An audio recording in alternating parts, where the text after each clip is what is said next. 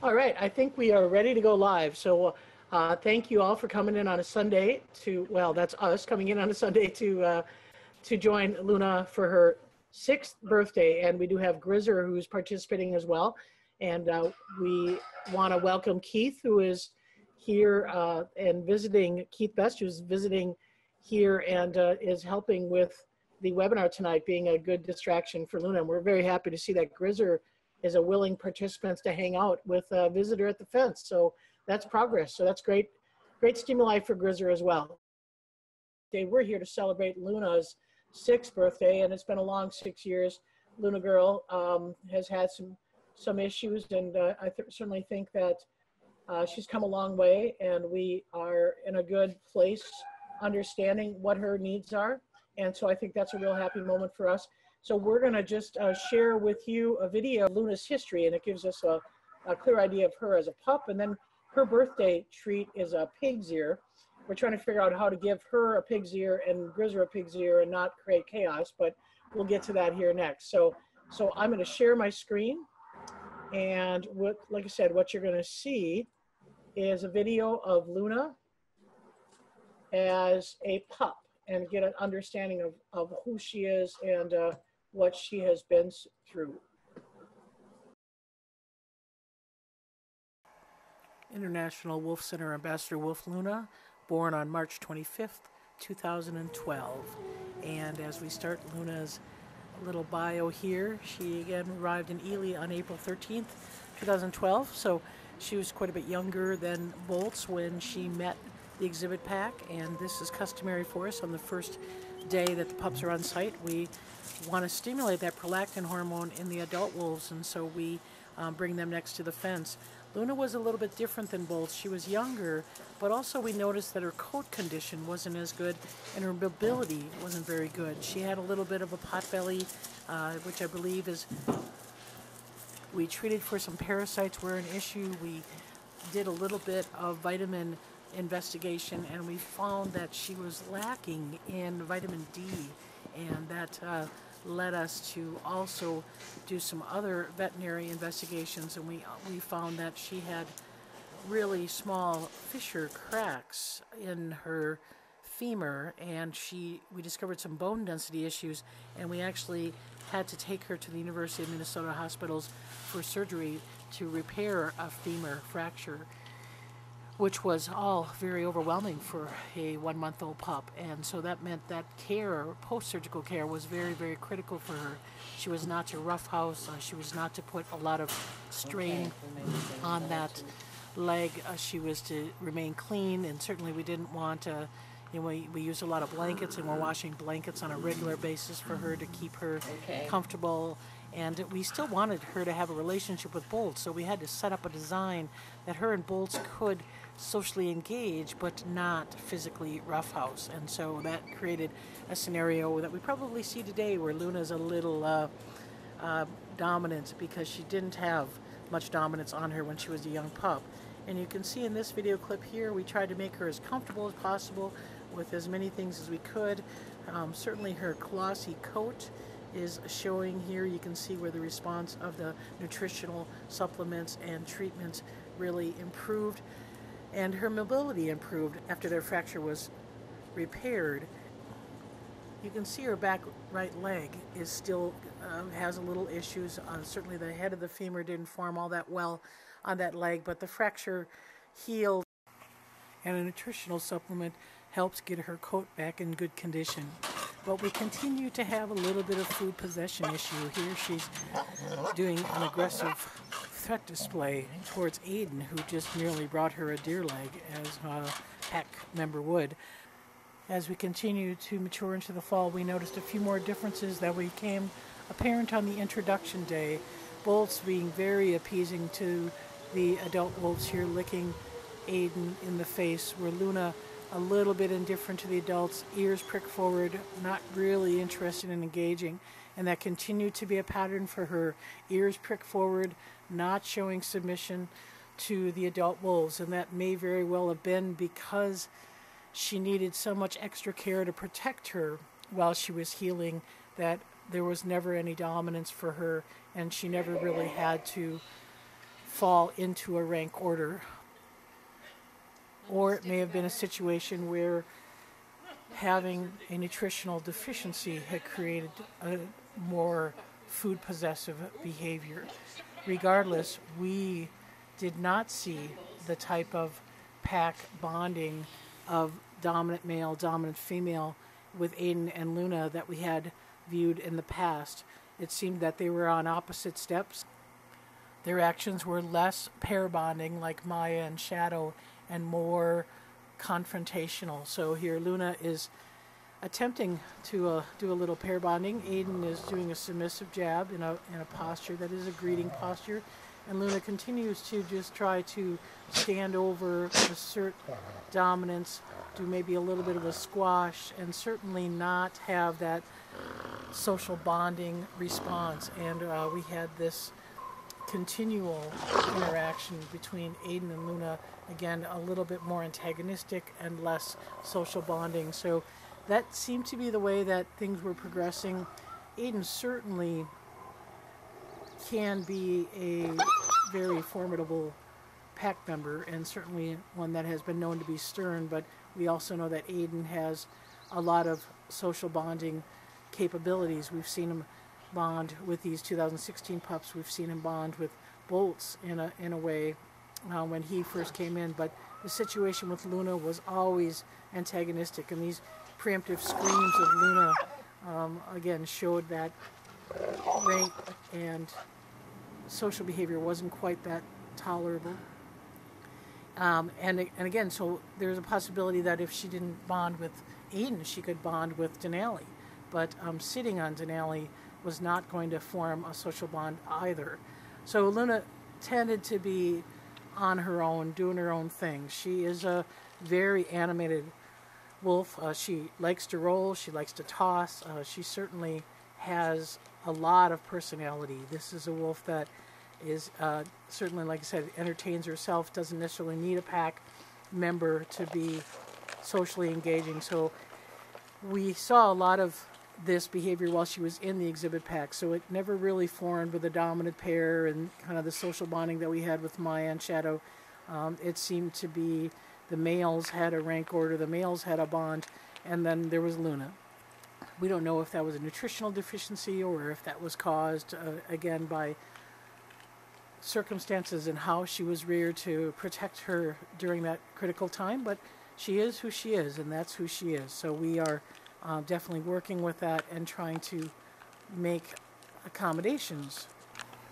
So it wasn't just wolves who dealt with Luna's behavior. The ravens had their fair share of Luna dominance as well.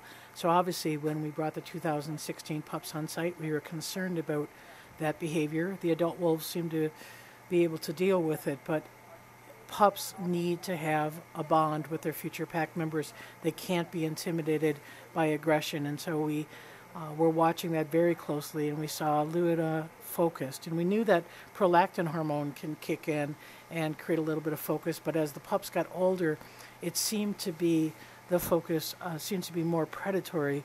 So when they moved and they approached, it wasn't a social greeting as we saw with Aiden, as we saw with Bolts. It was a focused obsession and certainly followed through with a bite situation. So when we were doing the pup introduction, we had to be very, very wary of that before we would even begin to put Luna with the pups. And so it took us about an hour of Luna through a fence watching her before we let them together, and we decided very quickly that it was not going to work. There was just too much antagonistic, aggressive behavior from Luna towards the pup.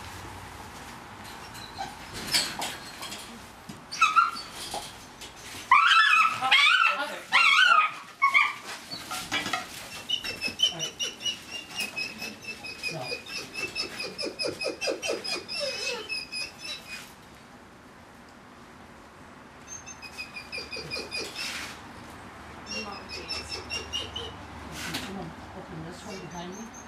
Yep.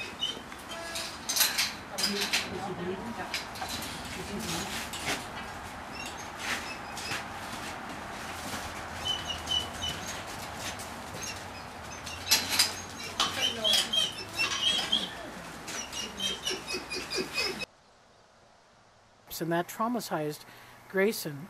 Grayson sitting in my lap there, just not wanting to deal with the adult wolves at the beginning of the introduction. Axel, a little more confident, came right out and was submissive to the adult wolves. This is Bolt's interacting. Aiden comes over to greet Grayson, and it was very, very important. The wolf care staff played an important role in calming things down, and so in this case Grayson was getting reassurance from the wolf care staff, and Aiden was approaching in a very submissive posture, greeting in a very respectful way to help get this introduction to the adult males underway, with Luna being held in the Wolf Care Center until we could do further assessment on what her situation was going to be. And that assessment led to the realization that Luna needed some more work, definitely some body work on that back leg if it was pain reduced, and certainly it was not going to happen where she was going to join the pack that fall of 2016. So then our next assessment is that we don't really like to manage wolves alone unless we have to, and so we decided to allow her and Grizzer some social time together, and this was in November of 2016, and you can see her immediately going into a chin rest and asserting dominance. And fortunately, Grizzer's a very laid-back wolf who willingly took it and did not show any dominance towards her. They had never met before, so there was never any history of dominance. And really Grizzer's response was avoidance for a period of time. Hi, buddy. Luna liked having the opportunity to see the exhibit pack, and that created a lot of stimuli, and that stimuli was a little bit challenging for Grizzer at first to be able to deal with, having been alone for so many years. But eventually they started to coexist a little bit more, where they were in the same space together. That stimuli, that focus that Luna had, was a focus that Grizzer would also engage in, and then we finally saw a little bit of pair bonding. And this isn't your typical pair bonding. Grizzer never pair bonded before. The only other female he lived with was his sister Maya, who had really pair bonded with Shadow, and then chose Aiden over Grizzer and Denali after Shadow was removed. So Grizzer never had a chance to really be in a social pair bonding behavior. In this situation with Luna, her a little bit more antagonistic way of pair bonding was something Grizzer was used to. That's how Maya interacted with him. So you can see here him kicking the straw. He's a willing participant, and we actually did stop it when we first witnessed it on the webcams and said, well, to Grizzer, he wasn't really listening, but we stopped it to make sure that he was a willing participant, that he wanted this interaction. And you could see by his approaching her, doing a ride-up, him prancing and posturing, and his tail is in a T2 tail with a wag. He's engaged in this. And it was good for Grizzer, too. We saw him improve his mobility and certainly his mental state, more alertness. And I even noticed it seemed like his face wasn't drooping as much. And again, this is just anecdotal information, but if you recall Grizzer's circumstance, his right eye doesn't blink because of some damage that he had from an altercation with Denali. And it used to be kind of saggy and droopy, and now it just seems like he's, more alert, and and certainly you got to be alert if you're living with Luna. And so I think that's been good for him. Like I say, the increased mobility we know has been good for Grizzer's, activity, but a little bit of concern. This was the winter, again, of 2016 going into 2017, where he did slip on the ice, and you see that back right leg. He's holding it up. He did suffer an ACL injury, and no doubt it could be this extra activity. You go from being sedentary from 2011 until 2016, being the only member of a retired pack, to joining this and being this kind of active. So then summer came, and our biggest concern is, 2 wolves in retirement, how that impacts vegetation. So working pretty hard on trying to keep vegetation under wraps. And the other thing is obviously temperature. older wolves, as well as the younger animals, get hot during the summertime, so we installed some misting systems. And then the Working for Wolves crew did a tremendous amount of work in putting a sheltered roof over the connection between the pack holding area and the exhibit pack to be able to protect that area from snow. And that has done wonders, because that is actually where Grizzr slipped, was coming through these gates. And that used to be glare ice there, and now, as you can see, it's down to concrete, and we're able to put cover hay in there, and he's resting there. So this winter, so going on 2017-2018 winter, we still see the ramp up of Luna, showing some dominance here, but you can definitely tell that Grizzr's getting a little bit older. He's going to be 14 on May 5th. Luna's still in her prime as a 5-year-old going on a 6-year-old, and probably seeing a lot more, I guess, still have tolerance from Grizzr, but a lot more kind of hesitancy to join in. The other thing we've been noticing about Luna, again, always been an issue with her on focus. She seems to be driven and focusing on, certain objects. And again, we don't know if that's a lot of her history, because obviously we saw that intense focus in 2016, and sometimes we see it now with objects within the enclosure. Certainly we know she's food possessed if you have an object that's near her causing some issues. So we've got some work to do with Luna. Obviously, she gained a little bit more weight than we wanted to this winter, up to 112. So we're going to work on that. Obviously, the body work is a top priority. Weight is probably our first priority, and then second priority is to try to make her feel more comfortable. So here's another example of the fixation. We got a new scat bucket that was different. Wolves don't like change, and anything different is a little bit of a kind of anxiety. And the rake is something that she's always used to, but certainly the bucket caused her a little bit of anxiety. So we have to make sure that anything that we do here with wolves is done in kind of a cautious, slow way to avoid any kind of issues. So now we'll go live and join Luna in the pack holding area, where we will celebrate her 6th birthday.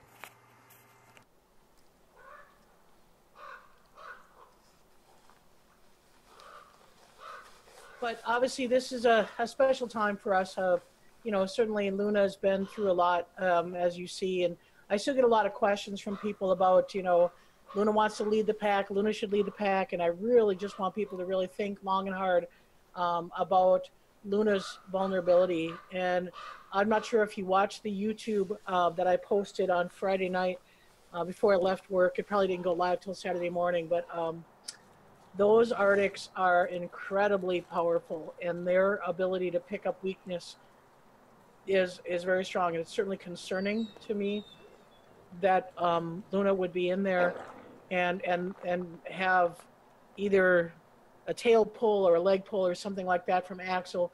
But more importantly, as you saw that short little clip, and I did not, I'll be publishing that highlight to the Ambassador Wolves DVD soon, that little clip of the meeting day of Luna and the 2016 pups.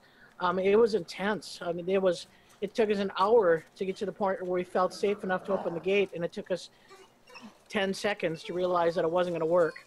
That was Axel screaming. Luna had him. Luna grabbed him and had him, and I pulled Luna off of Axel. He wasn't injured, but he was definitely, he and Grayson definitely had a negative encounter with her. Axel goes by her right now, and his tail is up and his hackles are up. He is not, meeting Luna would be a very, very serious could possibly lead to a serious encounter for Luna from Axel.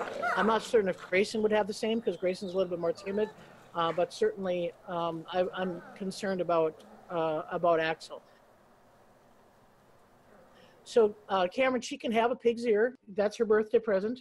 So Luna's obsession with food is such that we're going to try to give Luna a pig's ear. And yep, she, there you go.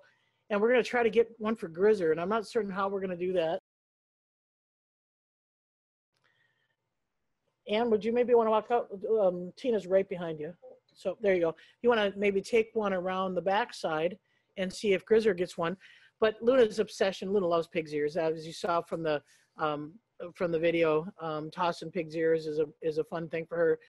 But we want to make sure that obviously we don't create some competition that's, I guess, going to cause Grizzer some grief. But he's been really good. He's been, I think, been through a lot, and this has been a good transition for him. Cameron, Ann's going to come out and get one to Grizzer. So Grizzer's like, what? This is my birthday? No. Grizzer, your birthday is May 5th, and you've got a big surprise coming. Grizzer loves pork hocks, so he's going to get a pork hock, even if we have to give Luna a vacation for Grizzer's birthday. But anyways, yeah, so it's been a long time, and it's been really good. The circumstance here right now is such that I don't really want to change too much in their realm right now. So the question about if Aiden goes into retirement, what would I do for these two?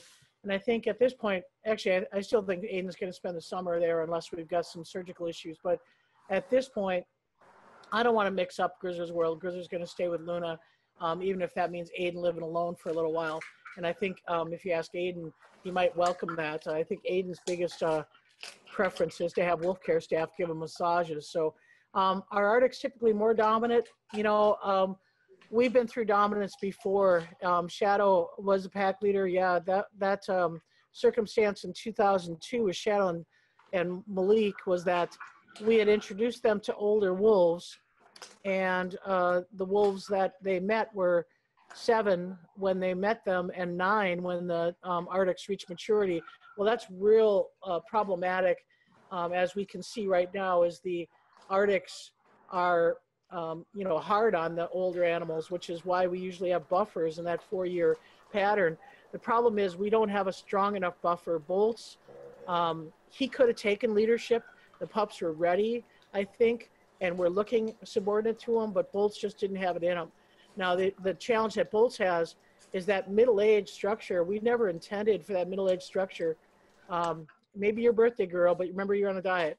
The middle-aged structure is that we had intended to have 2 wolves in that middle-aged structure, so Bolts and Luna would have done wonders to try to keep the Arctics in check. And also, if Luna would have been pair bonding with Aiden may not have had all those issues because he would have had a female mate. So this whole circumstance of Luna is not just about her physical condition and her vulnerability, but it changed the entire dynamics of the social group. And we definitely need to rethink that. In 2020, there's a lot of things that I need to think. Is whether, we know we're bringing a female back.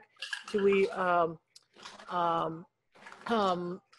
do we bring in 2 females at that time? I think one of the problems too, and I kind of alluded to it in the video, is that when I have Bolts and Luna together, raised together, and obviously Luna had a lot of circumstances where she couldn't engage with Bolts and Bolts had to be separated. But the problem that I have with a lone female coming into no female, is that she is automatically dominant. She's automatically the dominant female. And so the reality is that changes the dynamics of those 2 pup mates. So if you watch Axel and Grayson, they're going back and forth and dominating each other. Well, Bolts, he had no choice. Luna became the dominant pack leader, and they had nothing they could do about it because he was at the bottom of a male order and there was no female order. So I've got to be cautious about 2020. You might going to do that again with a male and a female pup, and then that female is going to come in and cause, again, a dynamic issue. Or do I risk females who are problematic? And many facilities have especially after Nisa died, many facilities said only manage 1 female, as a recommendation. So there she goes after Grizzer. So sorry, Grizz. So that was her lunging through the back habitat, or the east side, to go get Grizzer's pig's ear. So did she win? Oh, she heard the bag. So anyway, so that's kind of my circumstance. Those are all things that I have to answer before 2019, because that's when we start selecting pups, or selecting kind of litters, and get a sense. Obviously, we won't know till the litters are born. But yeah, I understand that people miss seeing Luna with the boys, but I cannot risk. I tell you, just watching those Arctics, they would see that weakness in her back leg, one pull. I mean, that femoral head did not form. She has no head on that femur. And I can't even imagine the damage, and not to mention the proactive aggression that she shows would be that's just not a risk of her I'm willing to take. Luna also needs to have body work done, and that's something she had a little trouble with it this winter. We had a cold, long, well, I shouldn't say long because it's only March, but we had a cold winter that was really kind of problematic. She had a lot of times where she was in a lot of pain. She didn't want to have work done. She was kind of grab biting staff's hands. We had a lot of issues where we had to even work with staff on how to interact with her. You know, is that going to be an issue for her in the future? I hope not. I hope she's more willing to take interactions and handling for that body work. So we're kind of waiting and seeing. I think some staff have had mixed results. I've had good luck with her, you know, being able to deliver body work. So I think we'll just kind of keep that in mind. So there was another question: would bringing a male and female that are not biologically related, or two unrelated females, make for a more stable pack dynamics? I think we've had some issues with non-related pack members or non-related pups, and I think the last one that was concerning was, well, obviously Bolts and Luna were non-related, but Maya and Nisa were not related, and we didn't see a lot of bonding. It was interesting. Grizzer bonded with Nisa okay, but I think Grizzer is kind of Grizzer's an overall good, easy bonder. I mean, if you recall the video of Grizzer when he was a pup, or he was a yearling, so no, he would have been 4 when Aiden and Denali joined him. I mean, he was great with those pups. So he was very, very social. So so we have a really good-natured wolf in Grizzer, and that allowed for him to accept a non-related pack member, but I'm not or pup litter, you know, pup mates, but I'm not sure every wolf is going to be like Grizzer when it comes to relating to fellow pups. So there's another question: does Luna need a special vitamin to be comfortable? Luna is on quite a variety of meds. As a matter of fact, she's due to get them here tonight. She has a vitamin D every day because of whatever happened in her body when she was young. She doesn't seem to be able to make vitamin D on her own nutritionally. So she has about, right now, about 2,000 units of vitamin D every day. She also gets a regular multivitamin. She gets a Dasaquin, 2 Dasaquins and 2 Durlactins every day.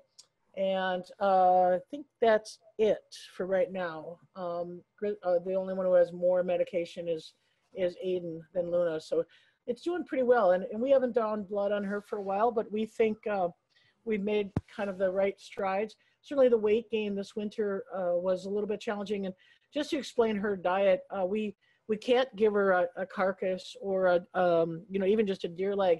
She obsesses about them, and she is aggressive towards Grizzer. She drives him off of the food and makes for a very antagonistic. Same thing you saw from the video with her and the ravens. She has the same response. But more problematic is that she'll just lie on a carcass for a day and a half or 2 days and will not move, and that is not good for her mobility. So whatever's going on in her head, and again, a lot of the consultants that we've talked to said when you have an animal who's nutritionally compromised during that formidable growth pattern in their brain, that they always become food obsessed, and they always will remain food obsessed. And so she's not able to have a carcass like that. So her and Grizzer are on a special daily diet. It rotates between chicken, what we call red meat, which could be beef, could be bone dust, it could be pork. And a typical wolf needs between 3 and 5 pounds of meat a day in the wild. Here in captivity, we're on the low end of that because obviously you don't have the long distance search for food. You don't have all the other needs. And so we try to keep it around 3 pounds a day. Luna was on 2 pounds a day into the fall. We upped her to 3 pounds a day. And probably around January when we really started getting sub-cold weather or sub-zero weather. And Grizzer went up to 4 pounds a day. He actually maintained a good weight. He's about that 118 pounds. So he lost a little weight this winter, but nothing, for a 14-year-old, he's in great condition. Luna, unfortunately, boy, we upped her food just a pound a day, and not every day. They're fed 5 days a week, so not on weekends. Well, I shouldn't say that. They were 6 days a week during the coldest part of the winter, and that was enough to trip her metabolism to gain more weight. So we're back down to 2 pounds a day, 5 days a week for these guys. And we have, we have a good opportunity usually in the spring to kind of back off and they start losing some weight. So Robert asked if Aiden joins, do we need to have them share a fence first? No immediate joining. Yeah, that's correct. We never would put two, especially a wolf coming out of a circumstance where a pack is going to, they're transitioning mentally. They need some time to kind of process it. So like I said, I don't think Aiden's going to come out right now unless this growth in his leg really expands. And that's, Robert, since you're our guardian connection when we talked last week, that's since then. So we are just processing that right now, trying to figure that out. Doesn't seem like he's impacted any other way. He's not feeling sick. And our history with these mast cells is that we have about 6 months, or we've had about 6 months from the time where we noticed them to the time that we felt that we needed to remove them to avoid having margins that were possibly spreading, keeping it at a low level mast cell growth versus allowing it to expand. So we're kind of keeping an eye on that. If that is the 6 month time frame, that goes into the fall. And then, that's a time, like I said, I don't see us recovering him from a surgery in that pack. There's just too much that have gone on. The rest of that pack has kind of mentally moved on, trying to figure out a leader. I don't think we're going to put Aiden through that. But I also think I'm not going to pull Aiden out just now because he still wants to be there. Anybody who watches him, during feeding programs, he's confident, he's charging bulls around feeding. And you remember that feeding dominance is not rank order dominance. There's two separate kind of behavioral patterns that evolve there. So in the case of the circumstance of Aiden, I want to make sure that, that we're doing physically what's best for him, but we're also doing what's mentally what's best for him. So if by chance the pattern of those cysts or those mast cells continue like they are now, then we're looking at probably a surgery in August or September, and then that would be a transition time. If you recall, September was very active here with Axel grabbing Aiden's tail and dragging him off the rock, and that's kind of when all this started. So that's what we call the pre-estrus cycle. And again, even though our wolves are neutered, they're still hormonally cycling, and that's the time that worries me the most is September, October, and getting into that. So like I said, Grizzer is, so when Luna and Grizzer are fed, we have 2 staff people. We have one on the east side. Grizzer understands that he needs to eat, and one person on the main pack holding area. And Luna just gets a little bit of meal at a time, and then they communicate with the other staff person and figure out how Grizzer is progressing. And is he, once he's finished, then we'll finish off Luna's meal. So she has to practice some patience. It's a little bit creative, and I would say that, that routine, as long as people remain consistent, is going to be really important. And that is how, kind of we'll control things. I had been locking them off previously, especially when we gave like a whole chicken or we gave a deer leg, and Grizzer just didn't like the separation. It's really hard to mess with social animals realms and locking them up and keeping them away from each other. It's much better if they have a normal routine, and that routine is consistent amongst the handlers. So that works out pretty well. And obviously, as you can see here, these two are getting along just great. I'm very impressed. And actually, like I say, with Keith next to the fence, watching these guys directly, I wasn't sure how Grizzer would be. And I want to make sure, I want to start conditioning them to strangers because it's the stranger danger season. Well, normally we call it the behind the scenes program, but in the wolves' mind, it's like, who are these people in my yard? And so we want to slowly kind of condition them and give them that opportunity. So I'm impressed that Luna had 2 pig's ears and didn't be a glutton about it and wanted to beg for more. So, and keep in mind, if it doesn't seem like it's very warm outside, I'm sure Keith's wondering why I'm making him sit on a stump when it's cold. But the reality is it's warm for a wolf, 30, 40 degrees. Once it gets up to 50, they're panting and they're hot. So they've got a full winter coat on yet. And actually it's hard to get an assessment on Luna's physical condition because she's got a lot of hair and she's starting to shed it a little bit. You've been noticing maybe some of the YouTubes where she's really loves that wolf care, rolling on her back and having the wolf care scratch her, because again, I think that hair after a wintertime of undercoat does itch quite a bit. Yeah, so Robert commented that he's been seeing Aiden licking his incision on camera. Yeah, I could tell right away on Wednesday morning that he'd been really licking it.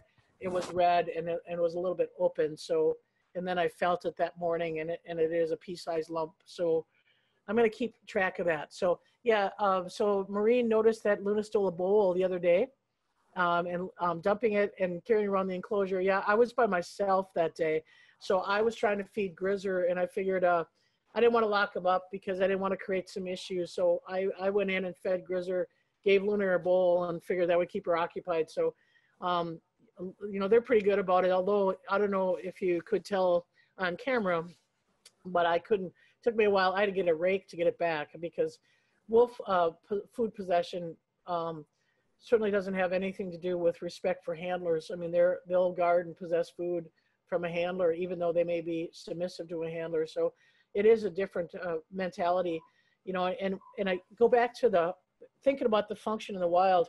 You know, the reality is that if you're a pack of 6, or let's say you're in Yellowstone, there's 15 of you, you know, there's got to be some social rules that allow for lower ranking wolves to get fed. If you're feeding off of one elk carcass, you know, there's got to be an ability for a lower ranking wolf to grab a leg, tug of war, or pull on it and get that piece. And then once they got it, possess it.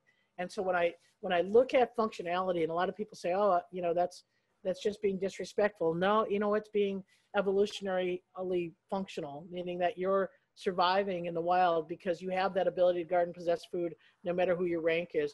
And that's why Aiden can get away with charging bolts, because it's not about rank, it's about food possession. And those are kind of, they're similar, but they're different functional behaviors that we see. And so I do like to, again, I always want to make sure that Grizzer, you know, gets his resources that he needs. He's 14 and a half.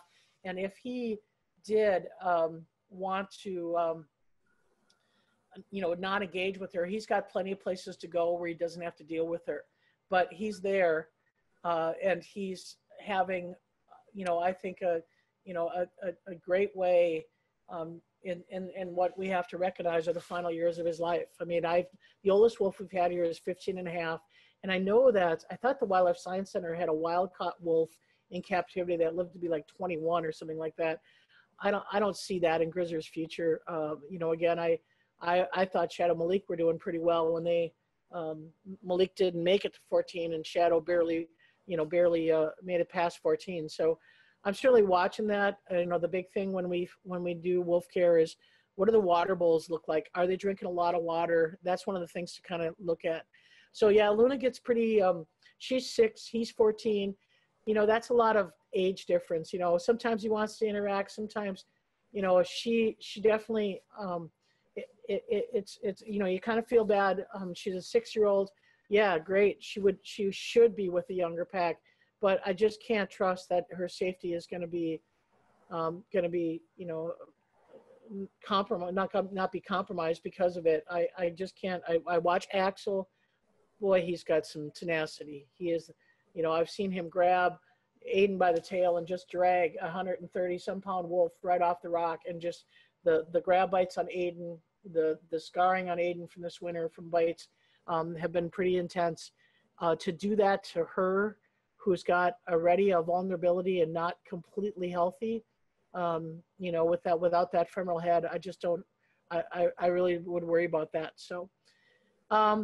Yeah, so the question is about, if all 3 live in retirement, is there enough room? Are there USDA requirements for minimum size? The USDA requirements, first of all, we've got 3 areas for retirement. So we've got the east side, we've got the back habitat, and we got the front habitat. The USDA specs are all about dens. They're not necessarily about size. So they have to make sure that there's enough space and cover for each individual wolf to be able to find a place to retreat, to get away from other wolves. And actually the way the USDA standards say that a wolf needs to be able to stand up, turn around, a complete circle, and not touch another wolf. So you have to kind of like spin them to see how it goes. And so with that said, I would think that our dens are quite adequate. We've got obviously a front den here, which they don't use very much. We've got a kennel. We've now got the overhead space that the workroom for Wolves Crew did. They've actually got cover hay there that they stay. We have a back habitat den. So I think we're okay. The question is when Denali comes in, you know, if Luna, because Grizzer and Denali can't live together because of their history. So then we have to split it in half. But 3 wolves, we had 3 wolves, and even just the east side. And when the 2002 retirement pack was formed, that was our first retirement pack year. That was Lucas, Lakota, and Mackenzie together. So I think it's okay, and I think it will be okay. So yeah, so Maureen made a comment that in Friday night's video, it was noticeable that Grayson displayed either a T2 or higher and not tucked. Grayson is getting much more confident. There is no doubt that I'm not convinced that Axel's going to be a leader. Or I shouldn't say that. I'm not convinced that we should count out Grayson just yet. Grayson's incredibly tenacious. He's very thoughtful. And I go back to Aiden as a pup. Certainly Aiden's circumstances were such that, you know, that we saw an underdog who came and made it to the top. And I think Grayson doesn't nearly have some of the issues that Aiden had. Aiden was tremendously, I guess you should say, dominated by Maya to the point where much of what he's living right now was a year of his life when he was a yearling. So the question is, Dot asked if Aiden is in a separate enclosure, would he have a webcam? Boy, we gotta work on some things. And I think part of our issue with this choppy video is that bandwidth is just such a problem out here. So I think we need to, well, first of all, it's northern Minnesota. We don't have broadband, you know, so we're not like, you know, mainstream America that has great streaming capabilities. So got to work on that. One thing I did, I am purchasing is what are called Ring cameras, like doorbell cameras that are surveillance cameras that have the ability to share a link and then be able to see video footage. So I'm trying to work on that, first of all, to get a little bit better idea what's going on in the back side of the pen where we don't have hardwire, because everything we do right here is hardwired, meaning I have to have a cable that runs across the wolf yard into the wolf lab, and that's problematic. You know, hanging cable, you lose ability of distance. I mean, there's all kinds of things.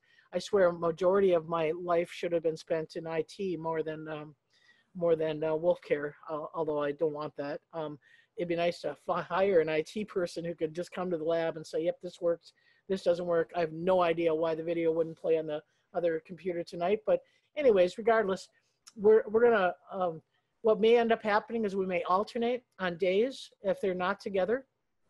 You know, let's say, well, we have Luna and Grizzer one day, Aiden, well, I could say if it works out that Grizzer is okay next to the fence with Aiden, you know, I think Grizzer might like Aiden better than Luna some days. So, and they have a history. Luna and Grizzer never met, whereas Aiden and Grizzer, they were pals. Aiden looked up to Grizzer. He was climbing all over Grizzer.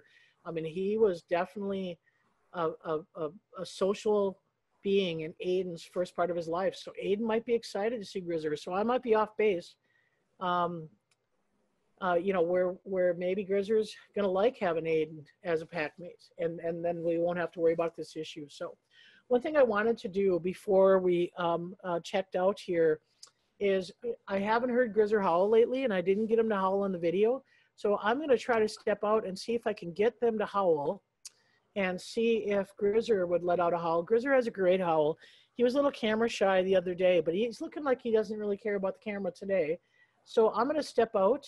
And yeah, Robert, I saw the federal budget got passed. And Robert made a comment here that it had some rural broadband money, and hope Ely can get some of it. That would make a tremendous difference for us here. You know, it's great living at the end of the road, no doubt. We have wolves because we live at the end of the road, but sometimes it would be nice to be part of mainstream society as well. And so broadband might help us. Luna's doesn't really care. But I'm going to give it a try. I'm going to step out the back door and give it a little howl. So there's a question from Stephanie. Why don't I answer that before I howl? Why are wolves ear tagged even when they're collared? Because collars die, batteries die in collars, and so collars get chewed off by wolves. And so by having the ear tag on them, it helps them again understand that they've had, that animal's has a history, that animal has some blood work, that animal's, got data that comes with it, because collars can be problematic and kind of fade out. So that's one of the reasons why ear tags, I know they're unattractive to people, and I know many people want a natural experience, and it's the big green, we use green tags here, so the big green tags make it a little bit obnoxious. But as part of the data collection, and again, the whole idea of research is to be able to really identify with an animal long term, not just one moment, but, is there an issue with, parvo? Is there an issue? What does that animal's blood work look like? If you catch an animal again after a collar fails, you've got it. You can retest its blood work. You can, look at data and try to help the population and understand.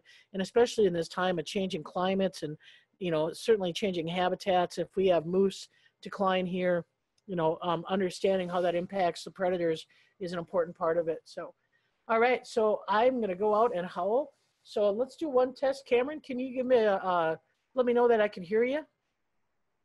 Check 1, 2. Check 1. Okay, got to check 1, 2. Okay, good deal. Grizzer's like, I'll check in. Grizzer, I'd like you to howl. So I'm going to step right out and we'll see what we do.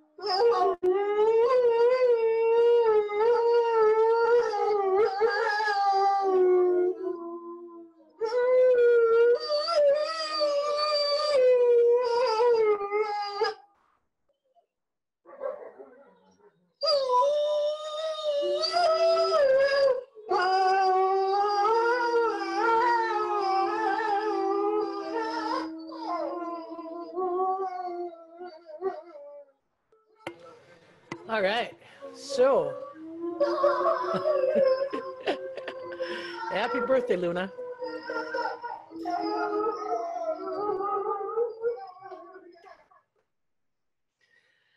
So good deal, Grizzer. Thank you for staying. I felt bad on Friday night. I posted the YouTube and Grizzer was howling and then he came to the front camera and then he left. Oh, he's not done.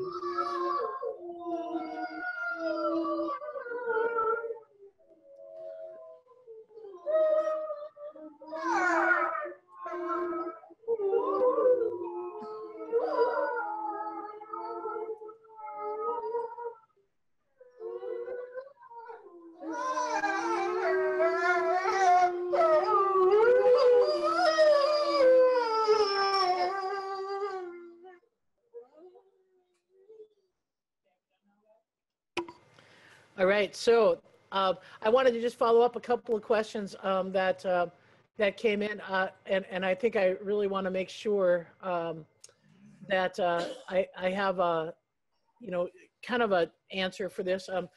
But Tricia had asked the difference between Luna and Mackenzie over the years, and whether Luna, if she didn't have the leg problem, what would be my opinion on pack dynamics? Well, first of all, I think if she hadn't come to us with some of the issues that she had, I think she would have pair bonded with Aiden. I think she's capable of it. I just think her circumstances weren't the greatest. Second of all, I think if that were the case, that would have been a strong pair that would have led this pack, and that probably would have reinforced Aiden and would have kind of kept that in check. So I really do think it would have been a different dynamic, and certainly the 2020 pups, we would have brought, we would be meeting 2020 pups would have a dominant female, and actually the 2016 pups would have had a dominant female, to kind of help curb some of that. So it definitely took a toll from the standpoint of dynamics, and there's that itchy belly. She got so much hair that we need to brush out of there. So I think, I think that's kind of where we're at. Do I regret getting Luna? Obviously not. I mean, anybody who spent a moment with her knows that this is a unique circumstance. Do I wish that there were, better circumstances for her? No doubt. And what it's made us do is be a lot more diligent on, on really looking at medical history and not that we could have solved her issue, because I think it may have been, litter size or something. I'm not really sure what, but it's certainly something that when we go into the next, as we did in 2016, a very rigorous process about selection. I am just starting right now, 2018, for the 2020 pups. So this summer, that's all I've got to focus on, is trying to make sure that I can, find a good, healthy stock that's got some history, and we know the parents, we know the veterinary issues, we know the history of their offspring, and that's kind of what we're looking at. So Grizzer, good old boy. It's nice to end with Grizzer. So Debbie had asked, are there any more webinars coming up with experts? That's run through the education department. I can't speak for them. This is the Wolf Care webinar, so I'm going to defer that to our website. I think that we have a lot of great opportunity with the 2018 symposium coming up. Biologists who are going to be traveling to the States next fall for the 2018 symposium, and many of them also have said, they'd like to connect. So I think we want to really broaden our horizons and maybe, connect with Luigi in Italy and, and maybe learn a little bit about some of the biologists, whether it be after the symposium, kind of a follow-up to them, or maybe even introduce a few of them who are going to be featured at the symposium, so you can kind of get a sense about that. So I think that's what's going on with the symposium idea, or sorry, the webinar idea with education. So Grizzly, don't fall off the rock or the den. So he's loving life. Like I said, I think it's every day we have with Grizzer is going to be kind of a cherished day. So we will end here, and thanks again for watching. And I will get that archive out as soon as I can. And we're going to have a study session on Windows 10 to see what the latest update did to our world. So we had everything working pretty good, we thought, for bolts. And then here we are 7 days later, and chaos ensues. So thanks again for watching. And if you have any other questions, feel free to always email me. And I think, if you want to email me in advance, the next webinar is April 27th, which is Denali and Aiden's birthday. And, I know that one's going to be full of a lot of questions. So if you want to send some in advance, that can help me shape some of the questions. And I will try to answer them as best as I can. So thanks again, and we're signing off.